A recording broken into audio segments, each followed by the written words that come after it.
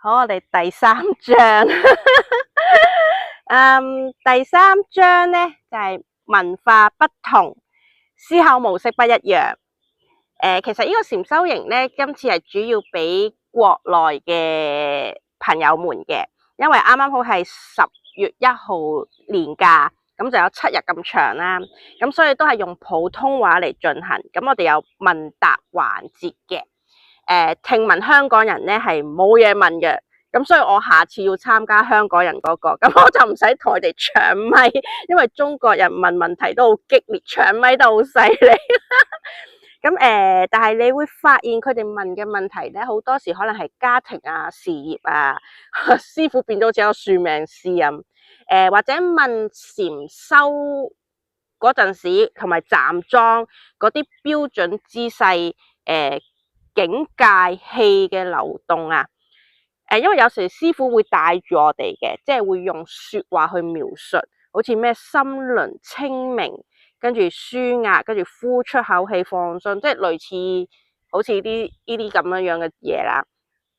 咁其實都係一種想像力嚟嘅，即係想像你而家即係將啲嘢呼出去咁樣係啦。但係咧，你會發現佢哋會成日問呢啲問題啦，同埋會問可能頸痛、腳痛啊，即係好似禪修啊，係氣功係神能咁樣樣，即係咪即係禪修就唔會痛咁樣樣啦？咁但係我反而對呢啲禪修就冇太大問題。除咗第一次站咗，佢原來話係類似氣功，咁我覺得好反胃，唔知係咪因為食完早餐做啊，同埋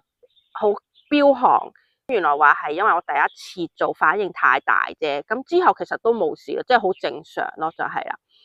咁師傅都有解釋咧，禪修唔係一個目標啊，佢係一個工具，就係幫我哋去除慾望嘅工具。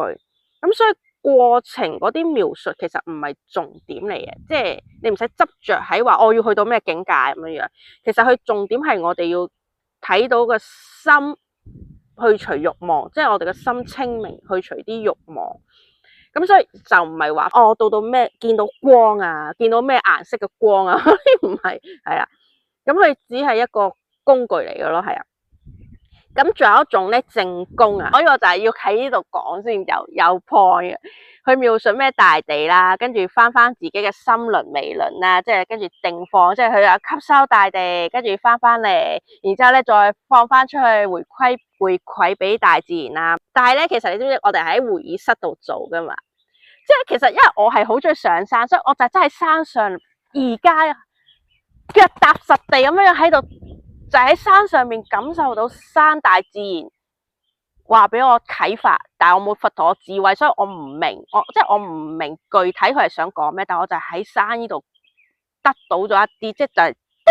叮咗啲嘢，我係真心敬畏大自然啊！哇，突然間感動，真係敬畏謙卑啊！因為我喺山上面又會試過迷路啦。試過跌親，你喺山裏邊先知道人係幾咁渺小，嗰種敬畏同謙卑咧，係真係由心裏邊就好似而家咁，喺心裏邊出自內心咁樣樣，真心咁樣樣去敬重大自然。但係咧就講翻咧，喺咁，但係因為嗰個係青年宿舍啦，喺會議室啦，你好難，即係你就係得個想像啊。所以咧，我就覺得呢個係一個城市人呢一個謬誤啊，即係佢哋冇辦法真正去明白大自然或者佛法裏邊嗰個境界咧，係因為我哋坐喺一個室內，一個辦公室或者屋企，然之後你去睇嗰啲文字，你係個腦知道，但係你個心唔知道咯，即係我哋淨係知道咗嗰個知識啫，係啊。文字上，但係我哋嘅心係體會唔到，因為你冇辦法，你係要真係孭住，好似我孭住10幾 kg， 然之後嚟到山上邊去感受大自然，我諗起大自然又想喊，係啊，呢個就係一個可能即係都市人咧冇辦法切身體會到嘅嘢。就算去露營咧，好多都係都市人露營嘅，即係好似開 party 啊，開晒音響啊。推埋架車都即係冇辦法用心去體會真真正正嗰個大自然。咁好啦，我講翻我問師傅問咩咧？我問師傅啲問題好搞笑嘅。我問師傅，因為我已經去除咗慾望，我真係冇世間嗰啲吃喝玩樂啊，金錢，我連金錢我都唔求賺咩錢啊，所以我餓唔死我得噶。感情我都冇呢啲慾望啊，即係我真係冇追逐呢啲。咁我下一步應該具體收啲咩咧？師傅答我唔揾，係啦。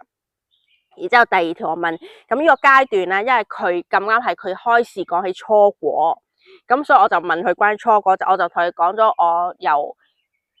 識到佛陀啊、學佛啊，到依家斷除咗物欲啊，我真係冇煩惱，講真嗰句。咁就一路講我嘅狀態，我就問佢我係咪已經接近初果啦？因為如果根據咁嘅描述啦，咁師傅話佢唔係發證書嘅人，咁咧佢要我揾再